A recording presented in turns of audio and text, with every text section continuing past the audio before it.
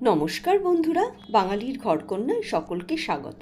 আজকে আমি নিয়ে এসেছি তোমাদের কাছে দুর্দান্ত একটা রেসিপি, বানধোসা। এটা সকালেও খেতে পারো, রাতেও খেতে পারো। যেমন এটা পুষ্টিকর, তেমনি এটা সুস্বাস্থ্যের পক্ষে উপযুক্ত। চলো তাহলে দেখে নেওয়া যাক কেমনভাবে এটাকে বানাচ্ছি। আমি এখানে নিয়ে নিয়েছি 1 কাপ সুজি। ঘরে যে সুজিটা আমরা ব্যবহার করি সেই সুজিটা নিয়েছি। 1 কাপ জল আর হাফ কাপ দই। আমি সব উপকরণগুলো দিয়ে মিক্সিং জারের মধ্যে একটা পেস্ট বানিয়ে নেব, যেটাকে বলে ব্যাটার। সুজিটা ঢেলে দিলাম। এবার এর মধ্যে দিয়ে দেব দইটা দিয়ে তারপরে 1 কাপ জল দিয়ে আমি এটাকে ব্যাটার তৈরি করব।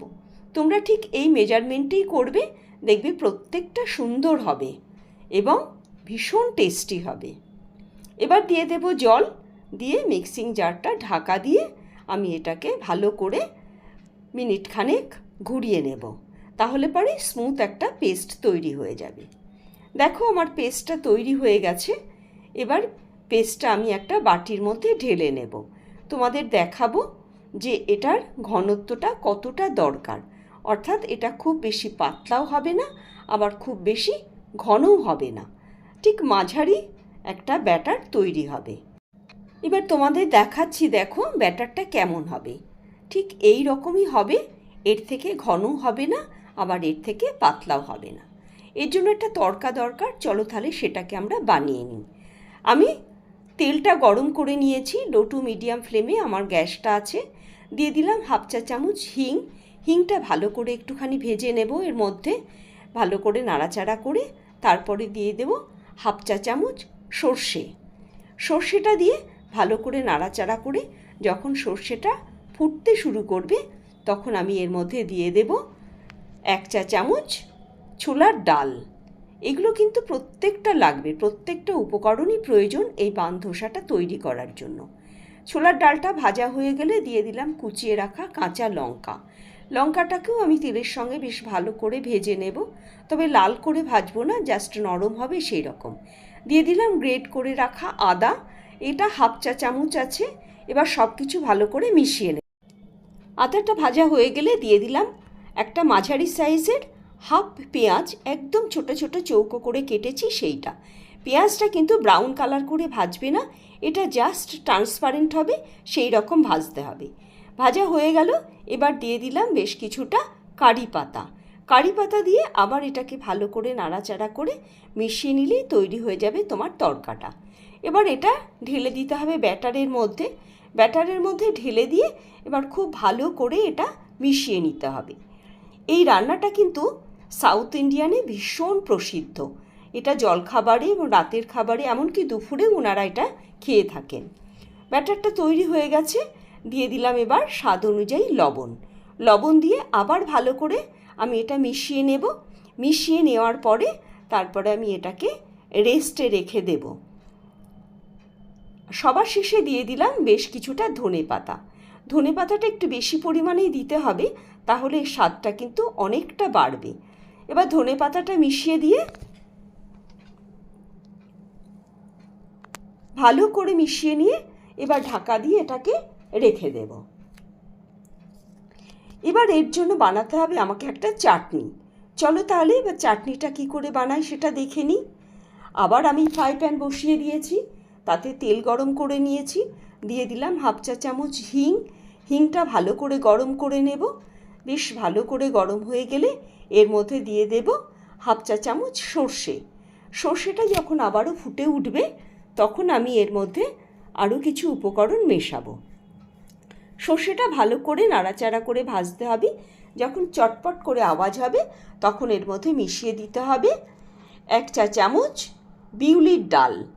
এই চাটনিতে কিন্তু বিউলির ডালটা অবশ্যই দিতে হবে।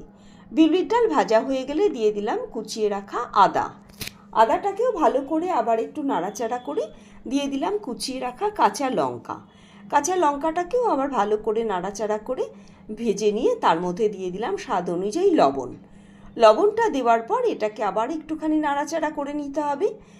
লবণটা যখন সব কিছুর সঙ্গে মিশে যাবে তখন দিয়ে দিলাম 4 থেকে 5 কোয়া রসুন। রসুনটা কিন্তু অবশ্যই দেবে, না হলে এই চাটনির স্বাদ আসবে না। দিয়ে দিলাম ছাড়িয়ে রাখা পেঁয়াজের পাপড়িগুলো। এখানে একটা মাঝারি সাইজের পেঁয়াজ আমি নিয়েছি। এটাকেও যখন দেখবে ট্রান্সপারেন্ট কালার এসছে তখন এর মধ্যে দিয়ে দিতে হবে কেটে রাখা দুটো মাঝারি সাইজের টমেটো। টমেটোটাকে নাড়াচাড়া করে একদম গলিয়ে ফেলবে না, এটা জাস্ট নরম হবে, সেই অবস্থাতেই তোমার এই চাটনির উপকরণটা তৈরি হয়ে যাবে। এবার এটাকে গ্যাস অফ করে ঠান্ডা হতে দিতে হবে। চলো এবার দেখে নিই ব্যাটারটা কেমন অবস্থা। ব্যাটারটা অনেকক্ষণ হয়ে গেছে। এবার এর মধ্যে দিয়ে দেব সামান্য পরিমাণে হাফ চা চামচেরও কম বেকিং সোডা। তোমরা এখানে ইনো ব্যবহার করতে পারো, আমি এখানে বেকিং সোডাটা দিয়ে দিলাম। ভালো করে এবার মিশিয়ে নিতে হবে, আর দেরি করলে চলবে না। আমি এখানে তড়কা প্যান নিয়ে নিয়েছি। তড়কা প্যানে সামান্য পরিমাণে আমি তেল দিয়ে ভালো করে ঘুরিয়ে ঘুরিয়ে গরম করে নিয়ে ঠিক মিডল পয়েন্টে এক হাতা ব্যাটার আমি দিয়ে দেব। ব্যাটারটা দেওয়ার পর 4-5টা থেকে যখন এটা ভাজা হয়ে যাবে তখন এটা চামচের সাহায্যে খুব সাবধানে আলতো করে উল্টে দিতে হবে। এটা মাঝখানটায় কাঁচা থাকবে, তার জন্য তুমি কোনো চিন্তা করো না, এটা উল্টে দিলেই বাকি অংশটা ভাজা হয়ে যাবে। এবার যখন উল্টে দেবে তারপরে কয়েক ফোঁটা তেল চারপাশ দিয়ে ছড়িয়ে দেবে, তাহলে পারেই কিন্তু ভাজাটা দুর্দান্ত হবে। ঠিক এইভাবেই উল্টে পাল্টে এই বানধোসাগুলোকে ভেজে নিতে হবে। দেখো কত সুন্দর কালার হয়েছে, যেমন দেখতে সুন্দর তেমনি কিন্তু টেস্টি হয়েছে। আমি আরও একটা তোমাদের দেখিয়ে দিচ্ছি। এটা তৈরি করা ভীষণ সহজ, এটা বাচ্চাদের টিফিনেও তোমরা দিতে পারো, আবার এটা যে কোনো সময়ই তোমরা খেতে পারো। দেখো আবারও মিডল পয়েন্টে আমি এক হাতা ব্যাটার দিয়ে দিলাম। এবার এটা যখন চারপাশ থেকে আবার এটা ভাজা হয়ে যাবে তখন চামচের সাহায্যে এটাকে উল্টে দেব। উল্টে দিয়ে আবার ওইভাবে 2-1 ফোঁটা তেল চারপাশ দিয়ে ঘুরিয়ে দিয়ে দেব, তাহলেই কিন্তু ভেতরের যে কাঁচা অংশটা সেটাও ভাজা হয়ে যাবে। এবার এটাকে উল্টে পাল্টে ভেজে নেব।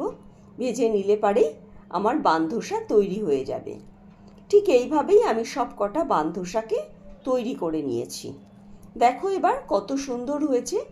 আমার 1 কাপ মেজারমেন্টে এতগুলো বানধোসা হয়েছে। এবার চলো, চাটনিটা ঠান্ডা হয়ে গেছে, এবার চাটনির উপকরণ দিয়ে এটাকে বানিয়ে নেওয়া যাক। সব কিছু ঠান্ডা হয়ে গেছে, এবার মিক্সিং জারের মধ্যে সব কিছু ঢেলে নেব। এখানে কোনো রকম জল ব্যবহার করব না। এগুলো দিয়ে মিক্সিং জারে এই 1 মিনিট মতো সময় নেবে।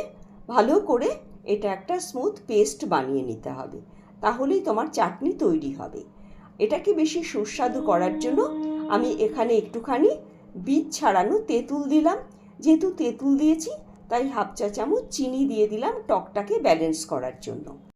চাটনিটা এত টেস্টি হয়েছে যে না তৈরি করে খেলে তোমরা ঠিক আমি গুছিয়ে বলতে পারবো না। এই চাটনিটা পরোটার সঙ্গে, রুটির সঙ্গে ভীষণ ভীষণ ভালো লাগবে। শুধু যে ধোসার সঙ্গেই খেতে হবে তার কিন্তু কোনো অর্থ নেই। অসাধারণ টেস্ট হয়েছে চাটনিটার। সকলকে অনেক ধন্যবাদ আমার ভিডিওটা সম্পূর্ণ দেখার জন্য। আমার ভিডিও যদি তোমাদের ভালো লাগে তাহলে একটা লাইক করে দিও, বেশি ভালো লাগলে একটা সাবস্ক্রাইব করে দিও। যারা ফেসবুক থেকে দেখছো তাদেরকে অনুরোধ করব আমার পেজটাকে অবশ্য করে একটু ফলো করে দিও। সকলে ভালো থাকবে, সুস্থ থাকবে। আমার ভিডিও দেখে কার কেমন লেগেছে অবশ্যই একটা মতামত দিয়ে জানাবে, তাহলে আমি আরও বেশি উৎসাহ পাবো, আরও নতুন নতুন ভিডিও তোমাদের সঙ্গে শেয়ার করব। আজকের ভিডিও তাহলে দীর্ঘায়িত করছি না, এখানেই শেষ করছি। আবার দেখা হবে তোমাদের সঙ্গে নতুন আর একটা ভিডিও নিয়ে, নতুন আর একটা পর্ব নিয়ে।